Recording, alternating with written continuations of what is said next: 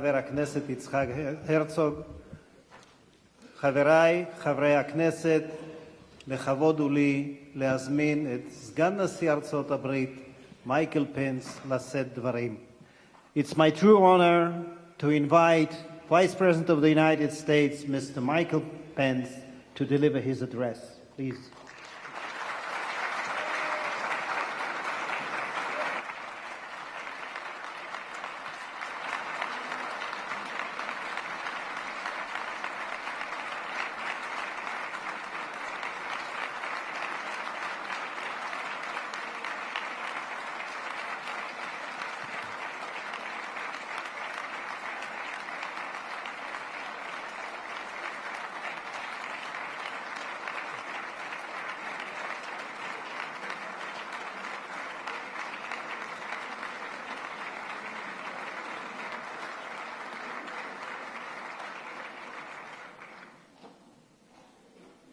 President Rivlin, Prime Minister Netanyahu, Speaker Edelstein, Leader Herzog, members of the Knesset, justices of the Supreme Court, citizens of Israel.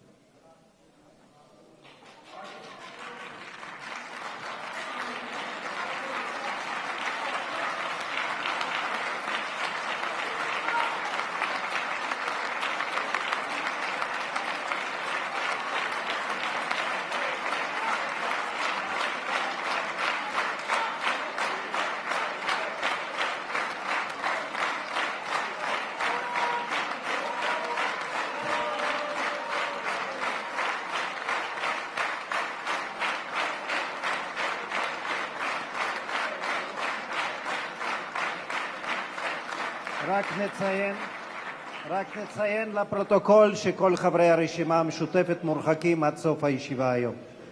Please, Mr. Vice President, I apologize. It is deeply humbling for me to stand before this vibrant democracy.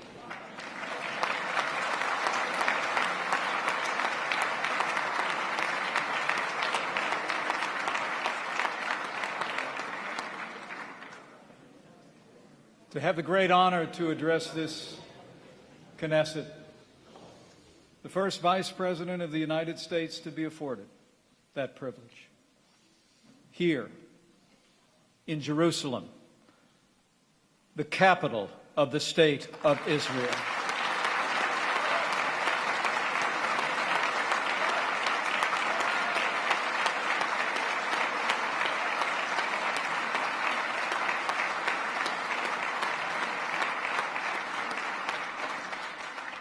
And I bring greetings from a leader who has done more to bring our two countries closer together than any president in the past 70 years. The 45th President of the United States of America, President Donald Trump.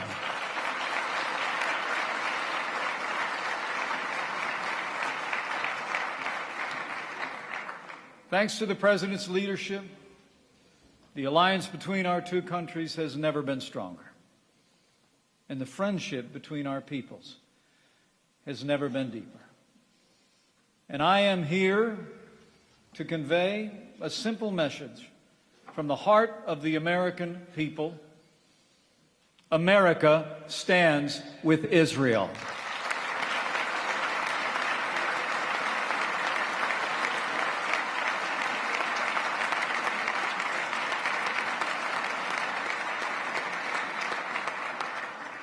We stand with Israel because your cause is our cause. Your values are our values. And your fight is our fight. We stand with Israel because we believe in right over wrong, in good over evil, and in liberty over tyranny. We stand with Israel because that's what Americans have always done. And so has it been since my country's earliest days. During his historic visit to Jerusalem, President Trump declared that the bond between us, in his words, is woven together in the hearts of our people. And the people of the United States have always held a special affection and admiration for the people of the book. In the story of the Jews, we've always seen the story of America.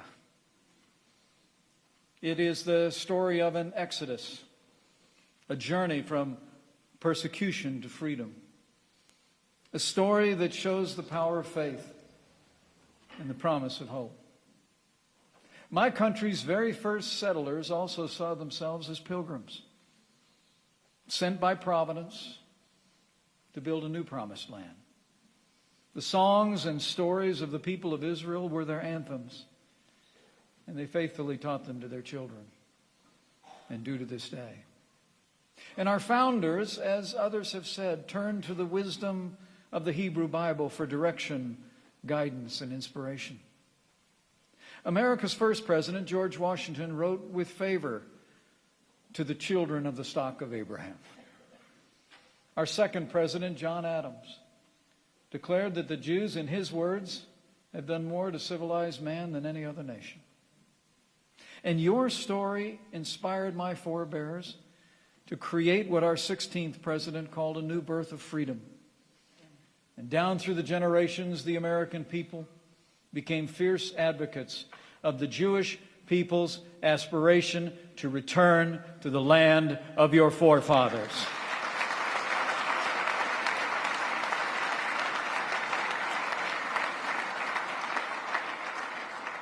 To claim your own new birth of freedom in your beloved homeland. The Jewish people held fast to a promise through all the ages, written so long ago, that even if you'd been banished to the most distant land under the heavens, from there he would gather and bring you back to the land which your fathers possessed. Through a 2,000-year exile, the longest of any people anywhere, through conquests and expulsions, inquisitions, and pogroms, the Jewish people held on to this promise. And they held on to it through the longest and darkest of nights. A night Elie Wiesel proclaimed 7 times sealed. A night that transformed the small faces of children into smoke under a silent sky. A night that consumed the faith of so many. It challenges the faith of so many still. And tomorrow, when I stand with my wife at Yad Vashem to honor the 6 million Jewish martyrs of the Holocaust, we will marvel at the faith and resilience of your people, who just 3 years after walking beneath the shadow of death rose up from the ashes to resurrect yourselves, to reclaim a Jewish future, and to rebuild the Jewish state.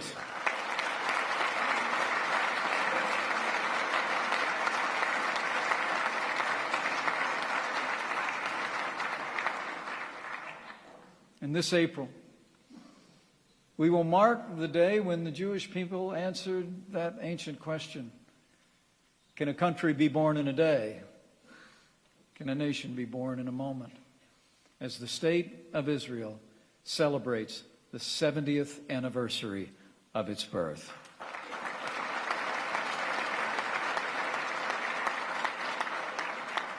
As you prepare to commemorate this historic milestone, I say, along with the good people of Israel, here and around the world, Shehekianu, Viki Amanu, Vihig Iyanu, Lazman Hazeh.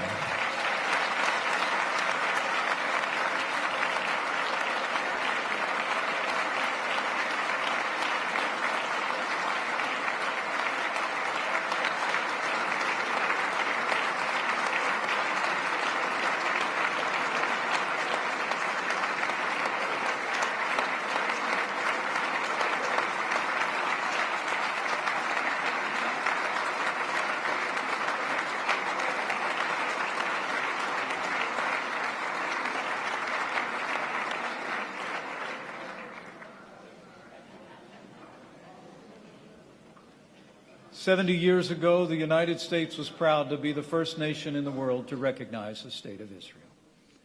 But as you well know, the work we began on that day was left unfinished. For while the United States recognized your nation, one administration after another refused to recognize your capital. But just last month, President Donald Trump made history. He righted a 70-year wrong. He kept his word to the American people when he announced that the United States of America will finally acknowledge Jerusalem is Israel's capital.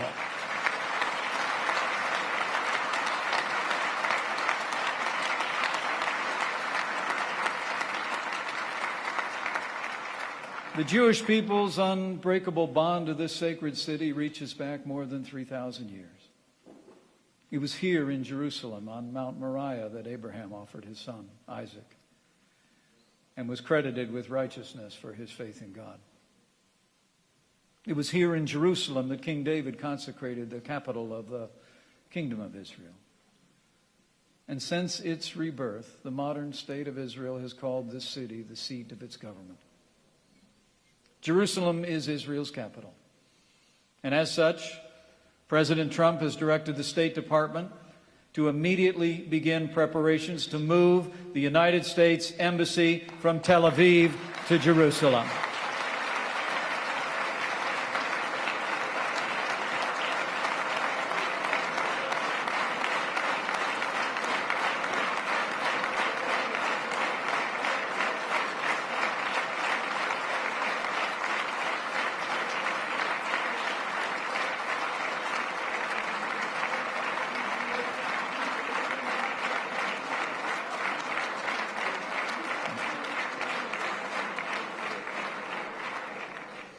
In the weeks ahead, our administration will advance its plan to open the United States Embassy in Jerusalem.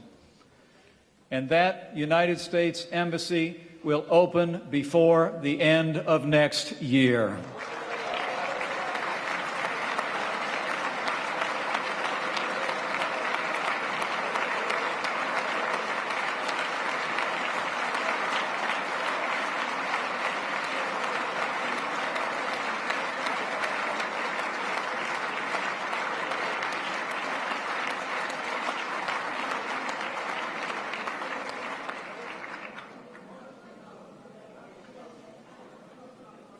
Our president made his decision, in his words, in the best interest of the United States.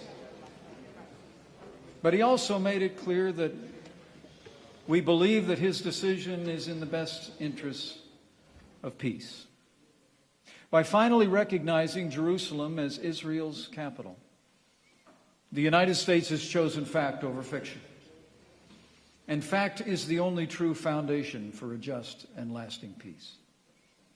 Under President Trump, the United States of America remains fully committed to achieve a lasting peace between Israelis and Palestinians.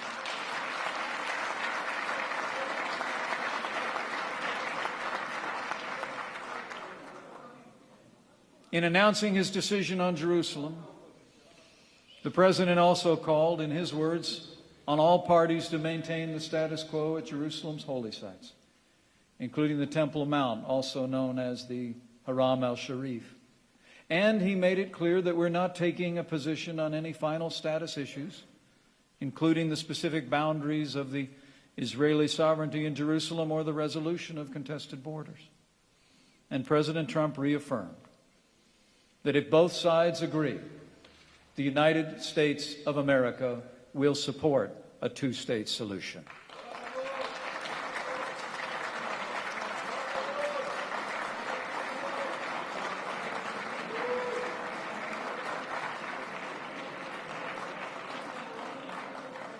Now, we know Israelis want peace. And we know that Israelis need no lectures on the price of war. The people of Israel know the terrible price all too well. Your Prime Minister knows that price. He himself was nearly killed in battle.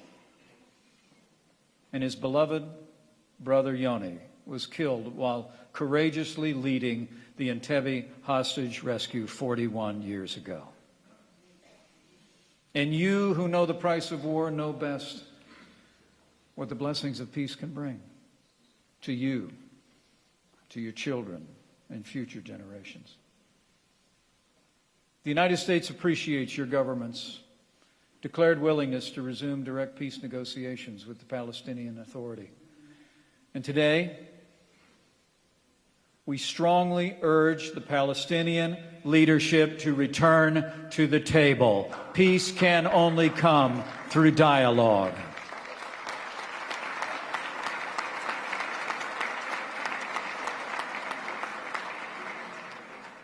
Now, we recognize that peace will require compromise. But you can be confident in this.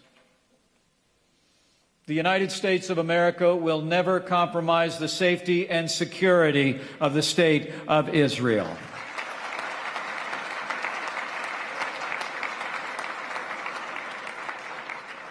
Any peace agreement must guarantee Israel's ability to defend itself by itself. Now, there are those who believe that the world can't change, that we're destined to engage in endless violence, that age-old conflicts can't be resolved, and that hope itself is an illusion. But my friends, President Trump doesn't believe it. I don't believe it, and neither do you. I stand here today in a city whose very name means peace. And I stand here. I know that peace is possible because history records that Israel has made the very difficult decisions to achieve peace with its neighbors in the past. Over the past 2 days, I've traveled to Egypt and Jordan, two nations with whom Israel has long enjoyed the fruits of peace. I spoke with America's great friends, President al-Sisi of Egypt and King Abdullah of Jordan, about the courage of their predecessors who forged an end to conflict with Israel in their time. And those two leaders prove every day that trust and confidence can be a reality among the great nations who call these ancient lands home. In my time with those leaders and with your Prime Minister, we discussed the remarkable transformation that is taking place across the Middle East today and the need to forge a new era of cooperation in our day and age. The winds of change can already be witnessed across the Middle East. Long-standing enemies are becoming partners. Old foes are finding new ground for cooperation. And the descendants of Isaac and Ishmael are coming together in common cause as never before. Last year in Saudi Arabia, President Trump addressed an unprecedented gathering of leaders from more than 50 nations at the Arab Islamic American Summit. He challenged the people of this region to work ever closer together, to recognize shared opportunities and to confront shared challenges. And the president urged all who call the Middle East their home to, in his words, meet history's great test and conquer extremism and vanquish the forces of terrorism together.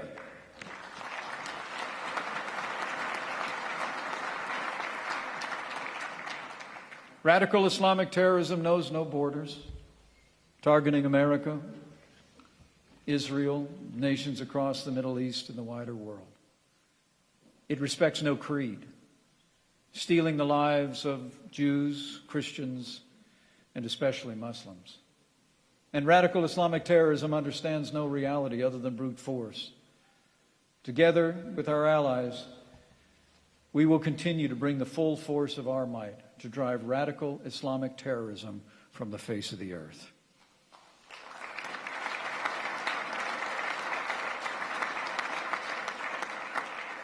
I'm pleased to report that thanks to the courage of our armed forces and our allies at this very moment, ISIS is on the run. Their capital has fallen, their so-called caliphate has crumbled, And you can be assured we will not rest, we will not relent until we hunt down and destroy ISIS at its source, so it can no longer threaten our people, our allies, or our way of life. Now, the United States and Israel have long stood together to confront the terrible evil of terrorism, and so we will continue. And across the Middle East, Arab leaders have responded as well to the President's call with unprecedented action to root out radicalism and prove the emptiness of its apocalyptic promises. As President Trump made clear in Saudi Arabia, we will continue to stand with our allies and stand up to our enemies. We will work with all of our partners to starve, in his words, terrorists of their territory, their funding, and the false allure of their craven ideology. We will also support faith leaders in this region and across the world as they teach their disciples to practice love, not hate. And we will also help persecuted peoples who've suffered so much at the hands of ISIS and other terrorist groups. To this end, the United States has redirected funding from ineffective relief efforts, and for the first time, we're providing direct support to Christian and other religious minorities as they rebuild their communities after years of repression and war.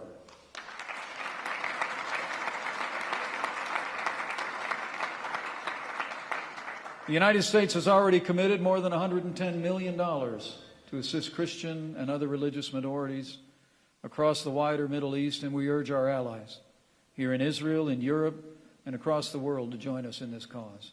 Let's work together to restore the rich splendor of religious diversity across the Middle East so that all faiths may once again flourish in the lands where they were born.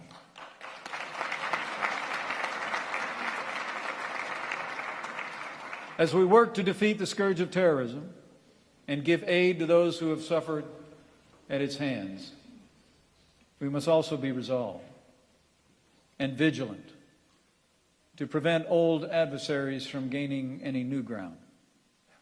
To that end, the United States will continue to work with Israel and with nations across the world to confront the leading state sponsor of terror, the Islamic Republic of Iran.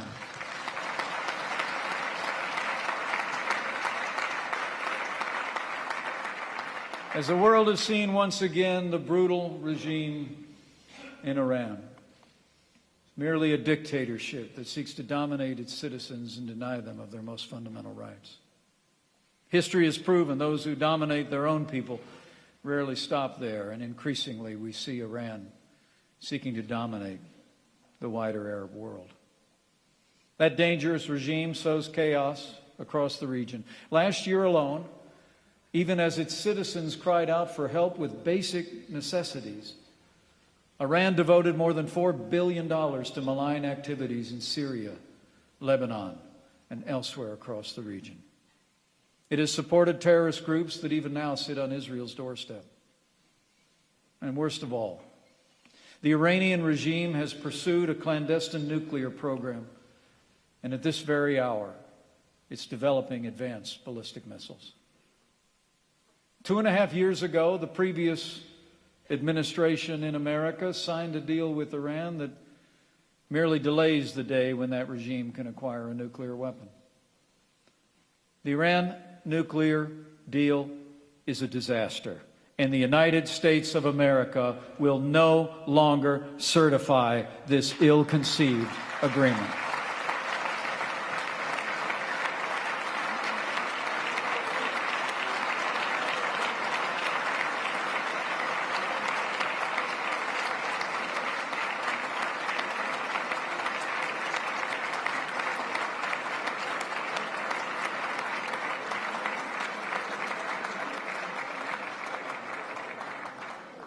At President Trump's direction, we're working to enact effective and lasting restraints on Iran's nuclear and ballistic missile programs. Earlier this month, the President waived sanctions on Iran to give the Congress and our European allies time to pass stronger measures. But as President Trump made clear, this is the last time. Unless the Iran nuclear deal is fixed, President Trump has said the United States will withdraw from the Iran nuclear deal immediately.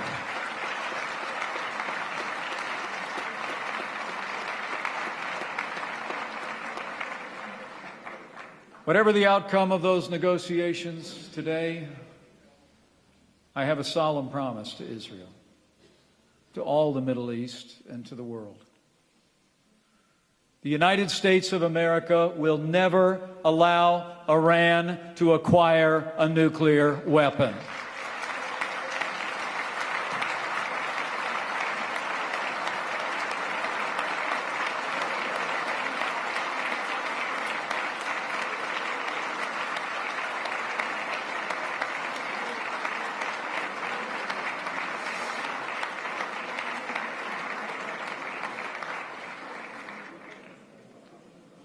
Beyond the nuclear deal, we will also no longer tolerate Iran's support of terrorism or its brutal attempts to suppress its own people. Last year, our administration more than tripled the number of sanctions targeting Iran and its leaders, and just this month, the United States issued tough new sanctions on Iran. But I have another message today. A better message from the people of America to the proud and great people of Iran. We are your friends. And the day is coming when you will be free from the evil regime that suffocates your dreams and buries your hopes.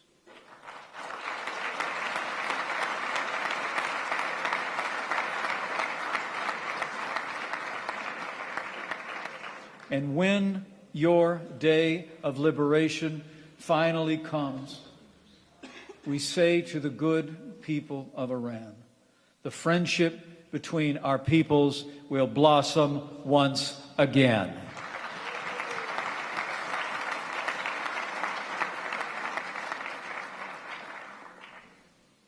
While at times it may seem hard to see, those who call the Middle East their home have more that unites them than divides them.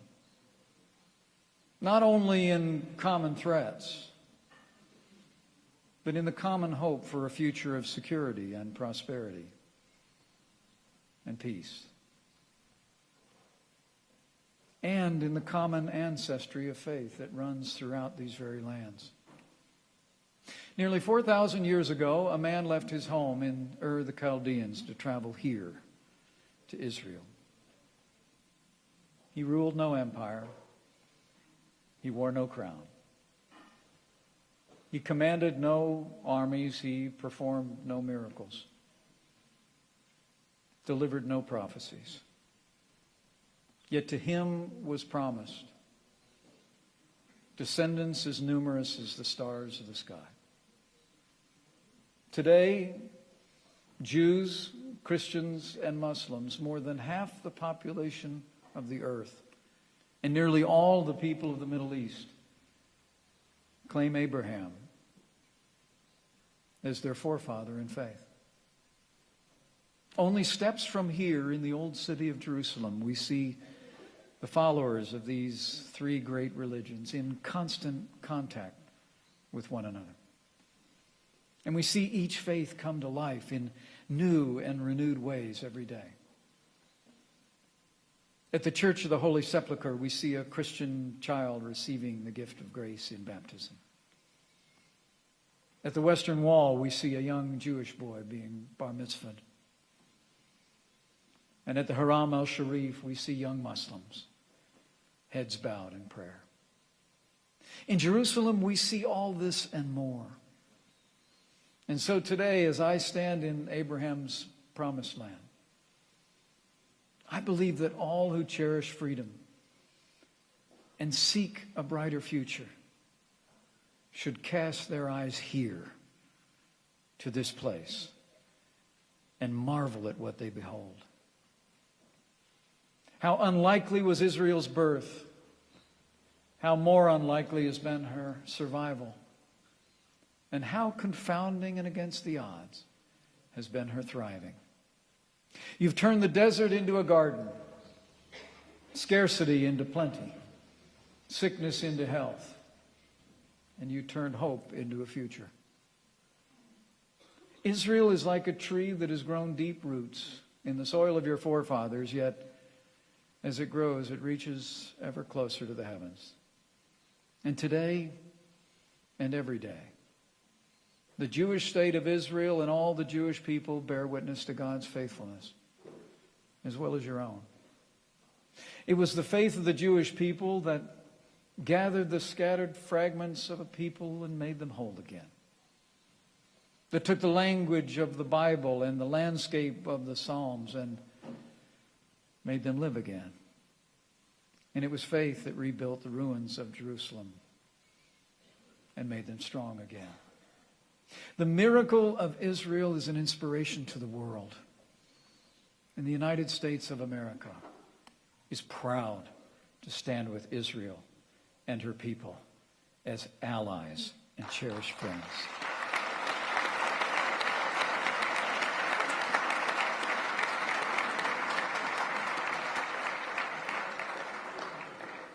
And so we will pray for the peace of Jerusalem.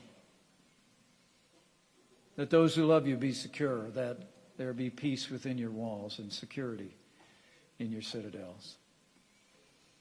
And we will work and strive for that brighter future where everyone who calls this ancient land their home shall sit under their vine and fig tree, and none shall make them afraid.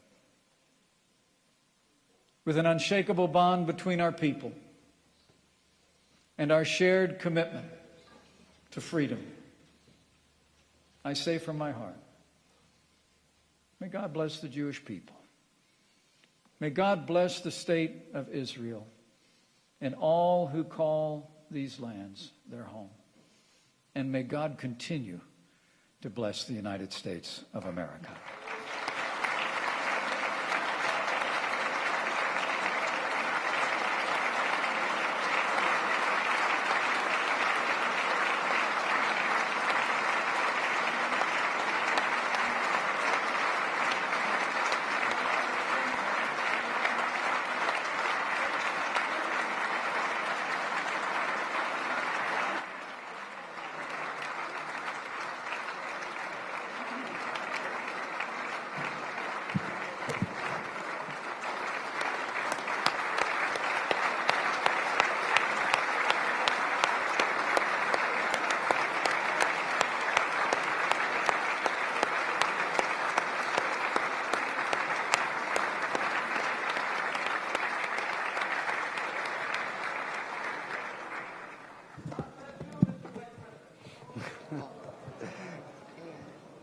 גברתי מזכירת הכנסת. אבקש מחברי הכנסת והקהל לכבד בקימה את יציאת נשיא המדינה. כבוד הנשיא.